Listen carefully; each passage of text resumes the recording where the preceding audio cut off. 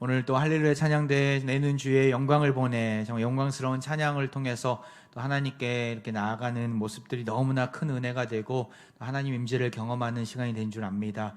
정말 우리 찬양대를 위해서 계속해서 기도해 주시고 또 반주자와 여러 섬김이들 오케스트라 팀원들을 위해서 많은 관심과 기도 부탁드리겠습니다.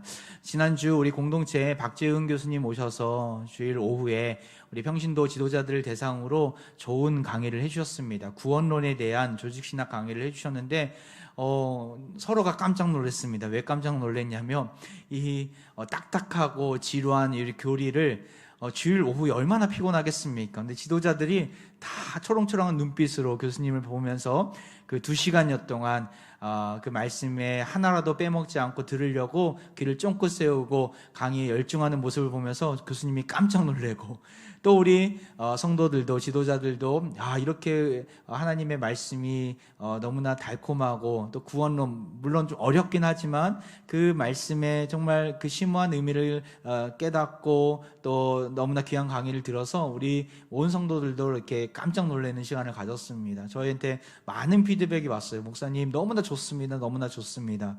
그래서 우리 박재윤 교수님 사실 총신대에서 교목실장으로서 또 신대원생들에게 어떻게 보면 1등 인기 강사거든요. 근데 이제 동기 목사님이기도 하고 교수님이기도 한데 우리 공동체에서 정말 이번에 구원론을 통해서 귀한 은혜를 끼쳐 주셨는데 제가 부탁했습니다. 이것이 한 번이 아니라 이건 시발점이고 출발점이다. 다음번에는 앞으로 조직신학 안에는 범주가 참 많이 있습니다. 구원론뿐만 아니라 신론, 기독론, 교회론, 종말론, 성령론 다양한 그 범주의 강의들이 있는데 매 학기마다 한 번 정도는 오셔서 우리 성도들에게 정말 아름다운 또한 달콤한 말씀의 꼴을 먹여달라고 부탁을 했었습니다. 그런 기회 있을 때마다 지도자뿐만 아니라 열린 강의로 열린 세미나로 이렇게 오픈되어 강의가 선포되니까 여러분들 적극적으로 참여해 주셨으면 좋겠고 지난주 구원론 강의도 우리 유튜브에 올라와 있습니다. 그래서 언제든지 여러분들 다시금 들으실 수 있으니까 한번 들어보시고 하나님이 나에게 베푸신 그 구원의 그 심오한 의미 또한 구원의 황금사슬이 무엇입니까? 아주 귀하고 값지고 보배로운이라는 의미가 담겨져 있는데 정말 구원이 얼마나 값지고 보배로운지를 깨닫는 그런 은혜를 다시금 누리셨으면 좋겠습니다. 꼭 한번 유튜브에 들어보시기 바랍니다. 제가 강의를 들으면서 참 저에게 크게 와닿았던 부분은 구원의 황금사슬 안에는 여러 가지 역사들이 있는데 가령 하나님의 부르심이나 중생, 회심, 또한 성화, 견인, 여러 가지 칭의 이런 여러 가지 다양한 역사들이 있는데 이 모든 것들이 하나님께로부터 왔다라는 거예요. 내가 깨달아서 내가 어떤 행동을 해서 내가 노력을 해서 얻은 것이 아니라 하나님께서 전적으로 우리에게 베푸신 은혜라는 것이죠. 이것은 성경에서 계속해서 말해주고 있는 부분입니다. 바울도 그런 언급을 했어요.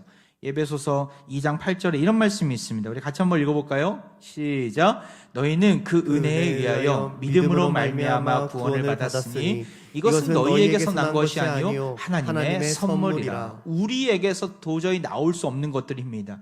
하나님의 부르심, 칭의, 회심, 우리 여러 성화 이런 것도 우리에게서 나온 것들이 아닙니다. 우리는 우리를 들여다보면 볼수록 악하고 연약하고 죄악투성인 것을만 확인이 되죠. 우리에게서 도저히 구원의 길이 보이지 않습니다. 하나님께서는 우리에게 전적으로 자녀 삼아주시고 하나님의 주권 가운데 우리를 이끌어 주셔서 전적인 하나님의 구원의 선물, 이 선물을 주셨다는 거예요. 그것이 구원이라는 것입니다. 회개도 마찬가지입니다.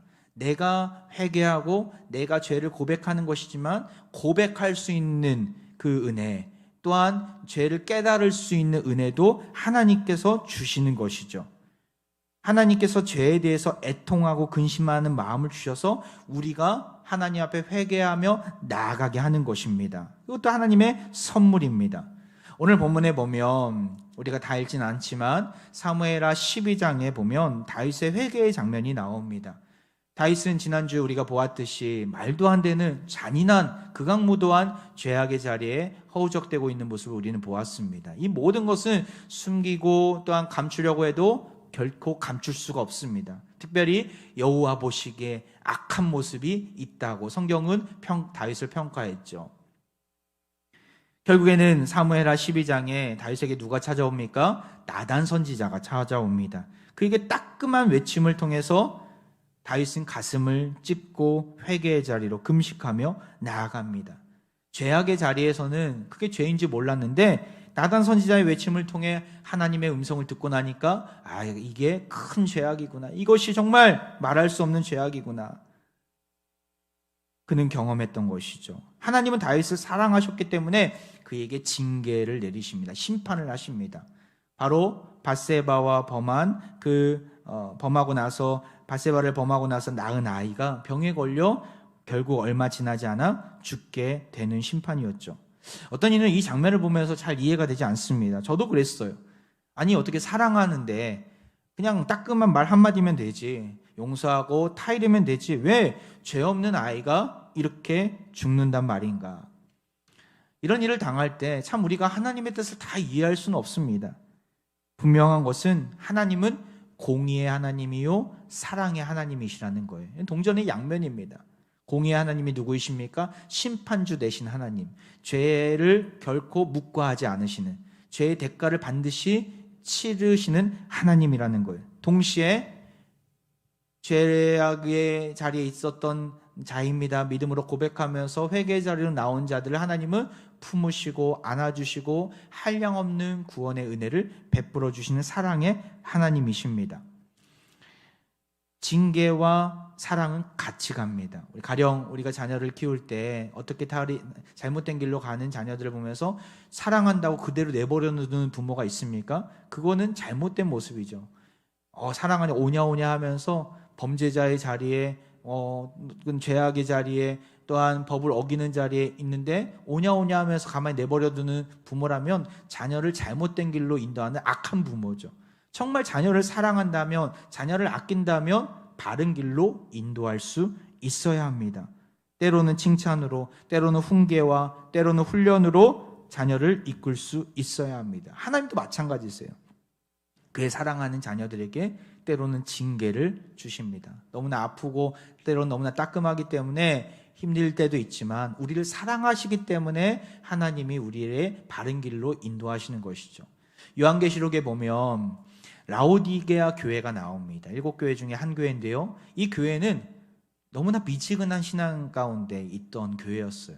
그래서 이 라오디아 교회를 향해서 하나님이 이렇게 말씀하세요. 요한계시록 3장 19절 말씀 같이 한번 읽겠습니다. 시작. 물은 내가 사랑하는 자를 책망하여 징계하노니 그러므로 네가 열심을 내라 회개하라. 내가 사랑하는 자를 위하여 칭찬하겠다, 그냥 내버려 두겠다, 잘 살게 하겠다 말씀하지 않으세요. 뭐라고 말씀합니까? 책망하여 징계하겠다, 바른 길로 이끄시겠다라는 거예요. 하나님의 열심을 우리는 볼 수 있는 것이죠. 그러할 때 하나님의 그런 놀라운 은혜와 사랑을 안다면 회개의 자리로, 열심으로 하나님을 섬기는 자리로 나아가야 하는 것입니다. 다윗에게도 또 동일하게 적용되는 말씀입니다. 하나님은 다윗을 사랑하셨기 때문에 그대로 내버려 두지 않으셨어요. 다윗이 바른 길로 올 수 있도록 나단 선지자를 보내어서 그대에게 깨닫게 하시고 또한 그 죄가 얼마나 무서운지를 알게 하시려고 죄의 대가를 치르게 하셨어요. 다윗은 이런 모든 과정 속에서 하나님의 사랑을 경험하게 됩니다. 전 여러분과 함께 서두가 길었는데 짤막하게나마 회개하는 자에게 어떤 은혜를 주시는가, 하나님 앞에 나는 죄인입니다, 두 손 들고 나아가는 자에게 하나님 어떤 은혜를 주시는가, 다윗의 모습을 통해서 그 회복의 모습이 무엇인지 함께 조금 더 깊게 살펴보고자 합니다. 회개하는 자에게 주시는 회복이 두 가지가 있는데요. 첫 번째는 뭐냐면 바로 하나님과의 관계를 회복시켜 주신다는 거. 어떤 관계요? 사랑의 관계를. 하나님과의 관계를 회복시켜 준다라는 거예요. 밧세바의 불륜 속에서 이 낳은 아이가 죽고 그 뒤에 둘째를 임신하게 됩니다. 그 둘째가 누구입니까? 밧세바의 둘째 아들 바로 솔로몬입니다. 24절에 나와 있죠. 다윗이 그의 아내 밧세바를 위로하고 그에게 들어가 그와 동침하였더니 그가 아들을 낳음에 그의 이름을 솔로몬이라 하니라. 여호와께서 그를 사랑하사. 여기서 말하는 그는 다윗이 아니라 솔로몬이기도 합니다. 하지만 하나님이 사랑하시는 아들 솔로몬을 다윗에게 주신 것이죠.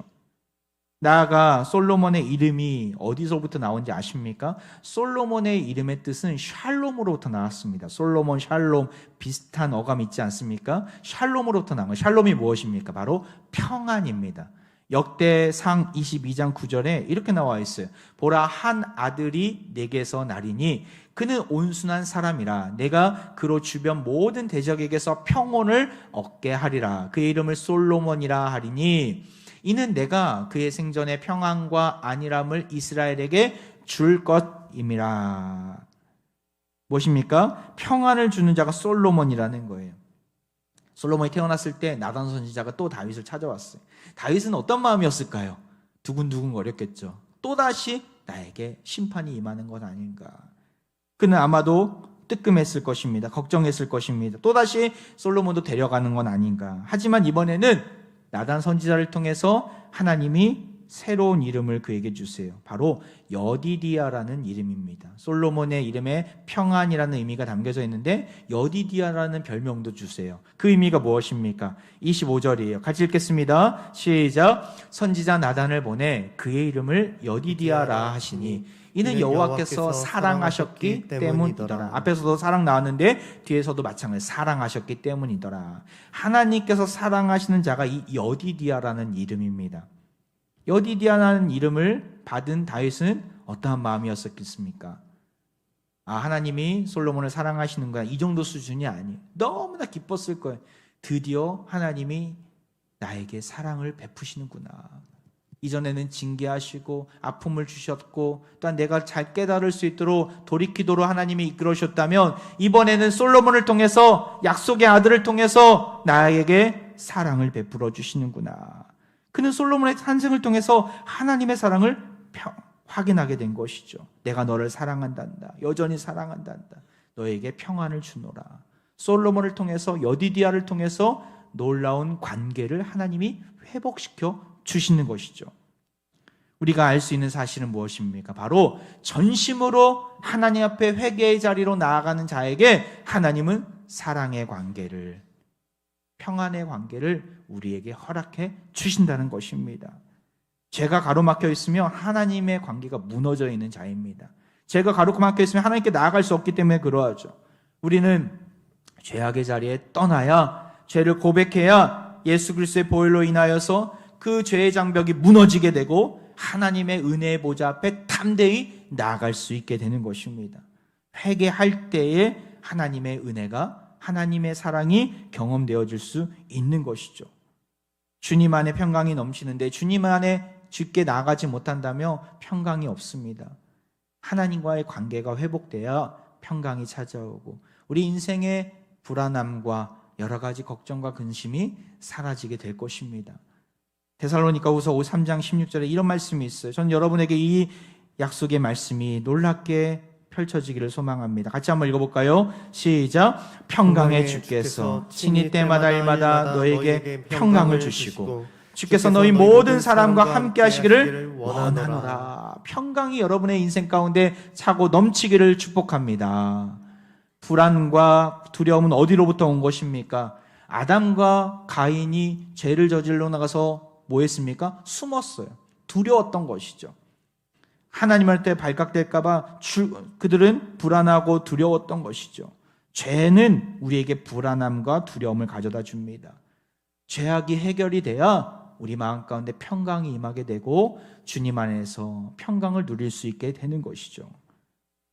예수님은 우리에게 십자가의 은혜로 우리의 죄를 사해 주셨습니다. 회개하며 죄를 들고 나온 모든 자들을 다 사해 주시고 쉼을 허락해 주시고 평강을 허락해 주십니다.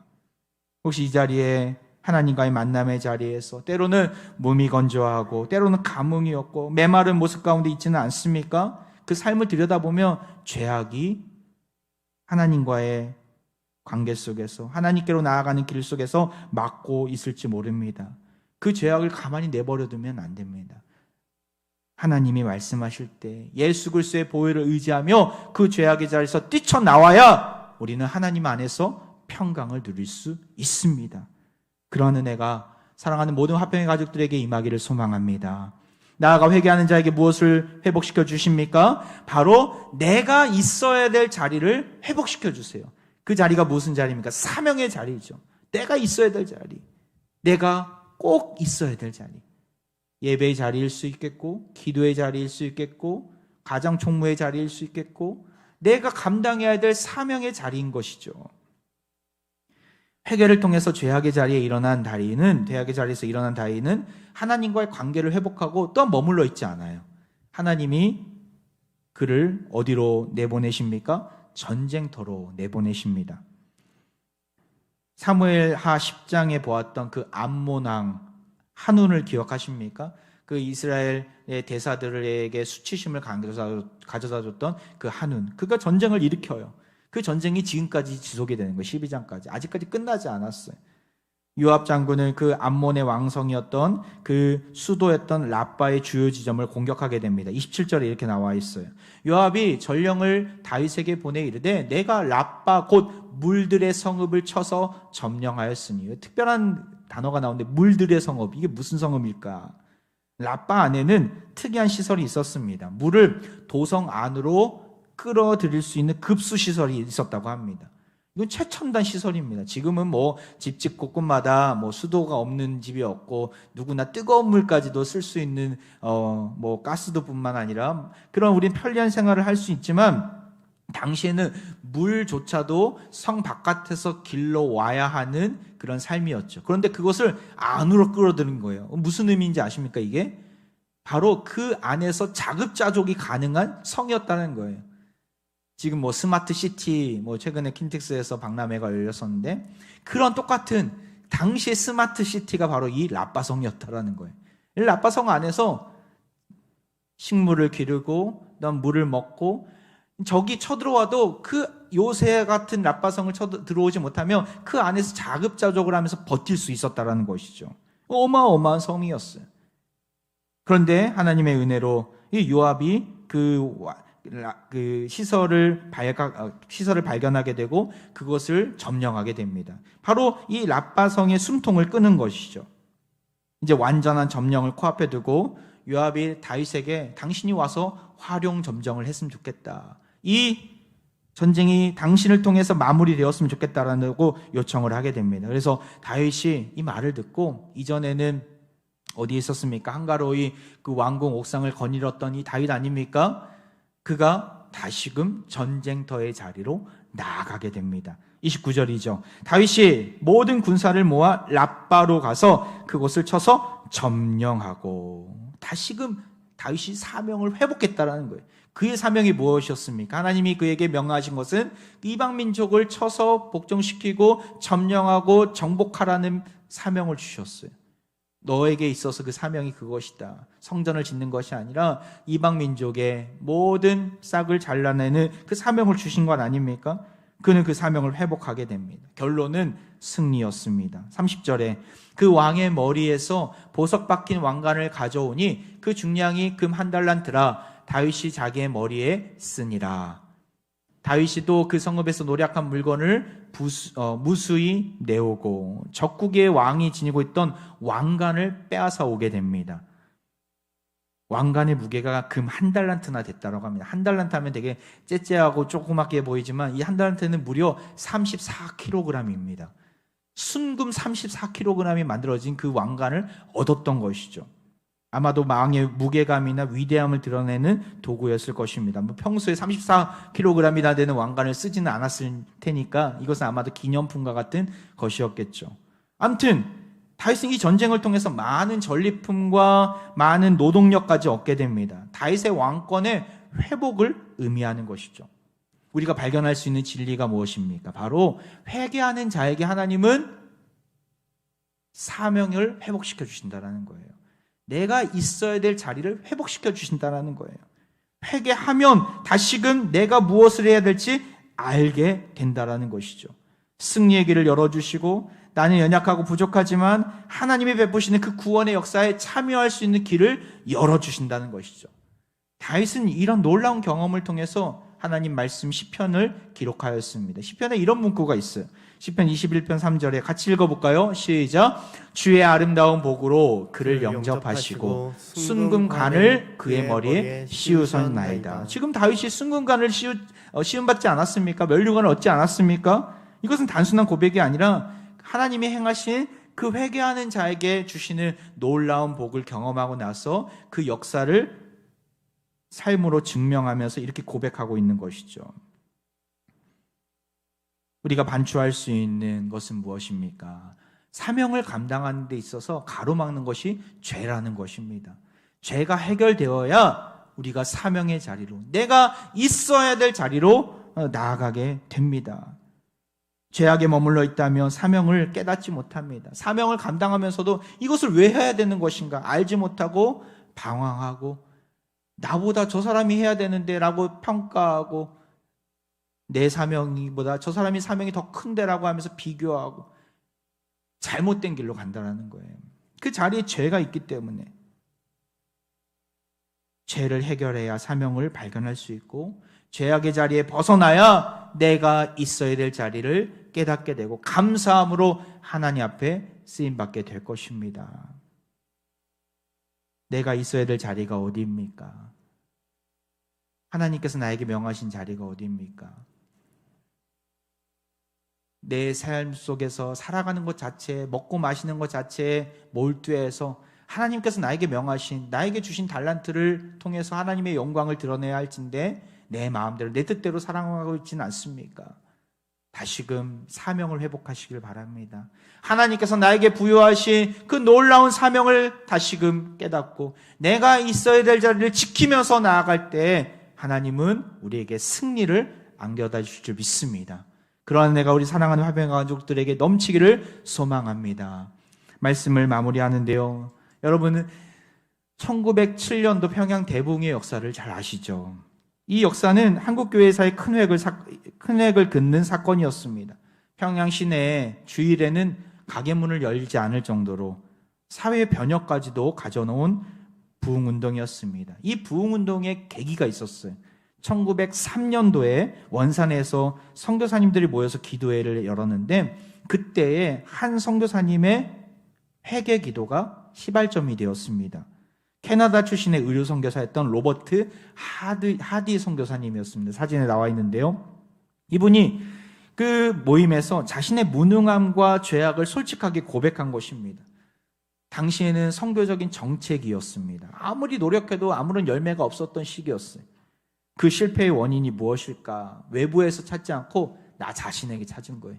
나에게 문제의 원인이 있었구나. 나에게 백인으로서 우월의식에 사로잡혀서 한국인들을 함부로 여겼던 마음들, 자만심에 사로잡혀서 권위주의에 있었던 모습들, 나에게 있었구나. 이것을 솔직하게 가감없이 고백한 것이죠. 그러니까 그 고백이 거기서만 끝나지 않은 거예요. 이 어렵게 했던 이 고백이, 이 회개가 많은 선교사님들에게 마음을 열게 했고, 많은 선교사님들이 그 자리에서 회개를 하는 거예요. 나에게도 있습니다. 나에게도 있습니다. 그런 마음들이, 그런 모습들이 나는 더한 교만함과 자만심에 사로잡혀 있습니다. 이것이 선교사 기도 모임에만 끝나는 것이 아니라 한국교회에도 영향을 미치게 됩니다. 결국에는 이 회개운동이 각각의 교회에 영향을 미치게 되고 부흥운동의 출발점이 된 것이죠. 회개하는 마음이 있어야 부흥의 길을 열 수 있습니다. 회개하는 마음이 있어야 이 땅 가운데 하나님께서 우리를 들어 쓰실 것입니다. 고 옥하는 목사님 지난 9월 2일이 12주기가 됐던 날입니다. 그때 기념예배가 있었는데, 여러분 옥하는 목사님과 함께 말씀을 들었던 적이 있지 않았습니까? 2007년도 상암 월드컵 경기장에서 그 경기장에 꽉 차서 목사님의 울부짖는 그 설교가 아직도 귀에 생생하게 들리고 있습니다. 한국교회 대부흥 100주년, 그러니까 1907년이라고 했는데 100년이 지난 2007년도에 그 대회를 연 거예요. 그때 저도 전도사로서 그 자리에 함께 했었습니다. 아마도 이 자리에 함께 했던 지체들이 많이 계실 텐데, 그때 영상을 짤막하게나마 한 2분짜리인데요. 잠깐 보여드리고 싶어서 가지고 왔습니다. 잠깐 보도록 하겠습니다. 크게 해주시기 바랍니다. 소리를. 주시지 않겠느냐? 성령을 주시지 않겠느냐? 성령을 주시지 않겠느냐? 우리 하나님의 약속입니다.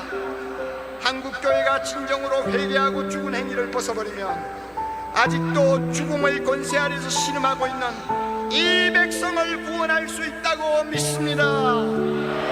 한국교회가 믿음과 행함이 일치하는 온전한 복음을 다시 회복하면 온갖 더러운 죄로부터, 그 죄에서 나는 악취로부터 이 사회를 치료할 수 있다고 믿습니다. 한국교회가 성령의 능력을 다시 입으면 북한에 무너진 교회를 우리 모두 다시 일으킬 수 있다고 믿습니다. 한국교회가 성령의 거룩한 불이 타오르는 용광로가 되면 주님께서 21세기 세계를 위해 가장 중요한 일에 우리 한국교회에 불러주실 줄을 믿습니다. 믿습니다. 거룩하신 주여, 이놈이 죄인입니다. 이놈이 한국교회, 입만 살았다고 떠들고 행위가 죽어버린 한국교회를 만드는 장본인입니다.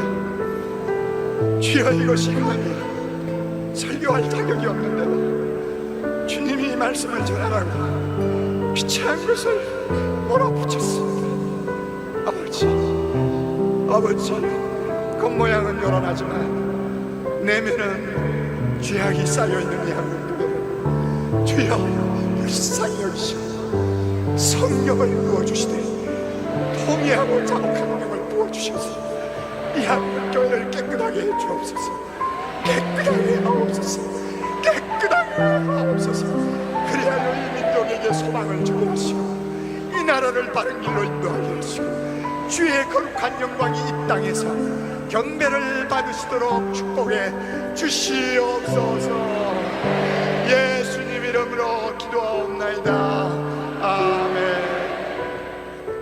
참 영상을 계속해서 저도 보고 또 보면서 자복하고 회개하는 영을 달라고, 이놈이 죄인입니다 부르짖는 그 기도를 보면서 정말 큰 울림과 회개가 있었습니다.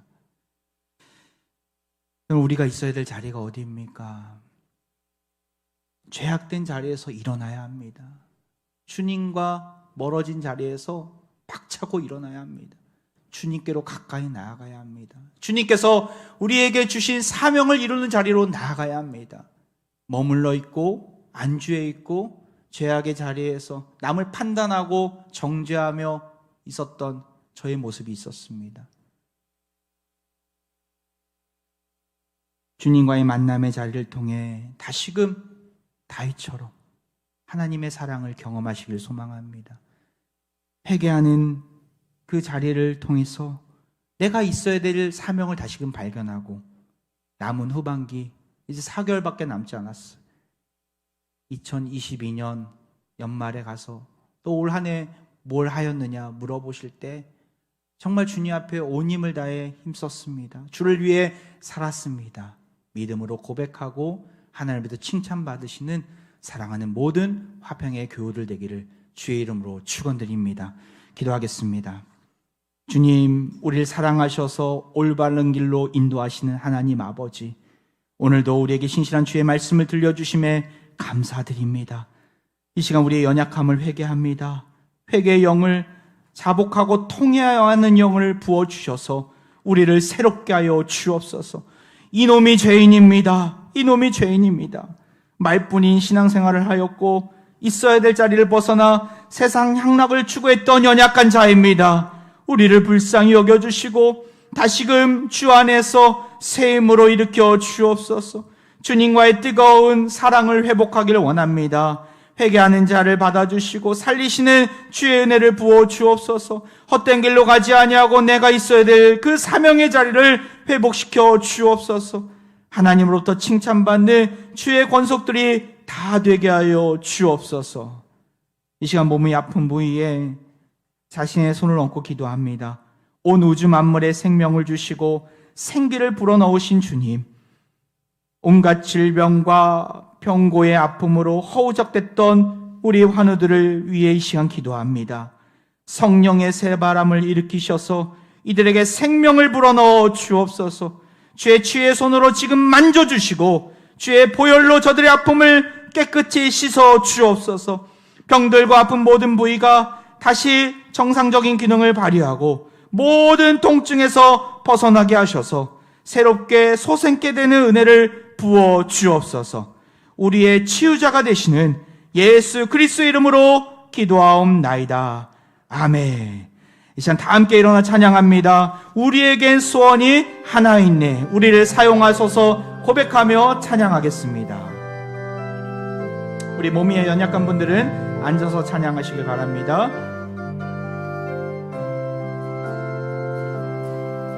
우리에게 소원이 하나 있네.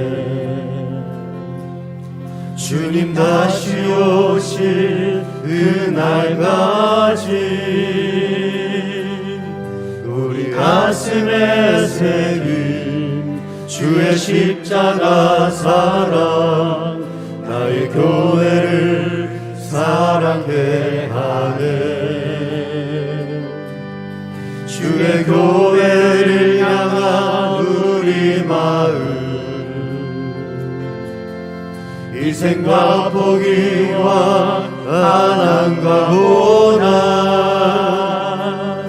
하물며 죽음조차 우릴 막을 수 없네. 우리 교회는 이 땅에 임한 교회를 교회되게 예배를 예배되게 우릴 사용하소서. 진정한 불개할 오늘 임하도록 우릴 사용하소서. 우리 손 들고 찬양합니다. 성령 안에 예배하리라. 성령 안에 예배하리라.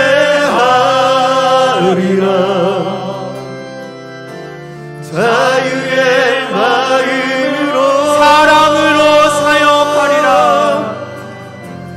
사랑으로 사역하리라.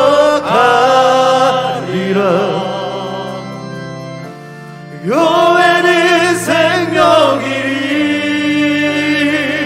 교회를 교회되게 예배를 예배되게 우릴 사용하소서.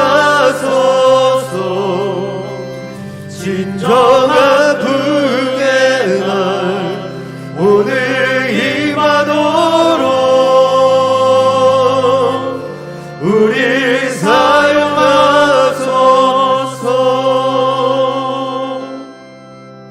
평강의 주께서 친히 때마다 일마다 너희에게 평강을 주시고 주께서 너희 모든 사람과 함께 하시기를 원하노라.